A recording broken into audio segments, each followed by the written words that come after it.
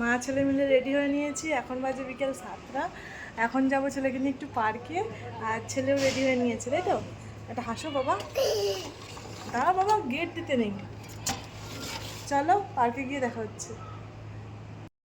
আজকে কিন্তু সোসাইটির নিচেটা একদম জমজমাটি, কারণ 2 দিন থেকে বৃষ্টি হচ্ছিল আর কি, সেই জন্য বাচ্চা কাচ্চারা বাইরে বেরোতে পারেনি।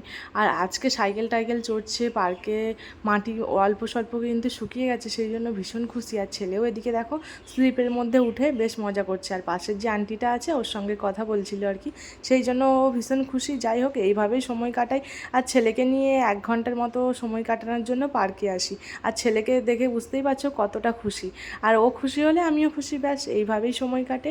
মা ছেলে মিলে মজা করি, এইভাবেই সময় কাটাতে ভালোবাসি, বেশ ভালো লাগে। আর ছেলে দেখো দৌড়ে দৌড়ে এখন এদিক থেকে ওদিক যেতেই থাকবে, আবার কখনো এদিকে চলে আসবে, কিন্তু হাত ধরতে দেবে না। ভীষণ দুষ্টু হয়ে গেছে, কিন্তু কিচ্ছু করার নেই, ওকে বকাও যাবে না, বকলে তো আবার কান্না করবে, তাই না? আর এখানে তো ভালোবাসারও কেউ নেই, কী আর করা যাবে।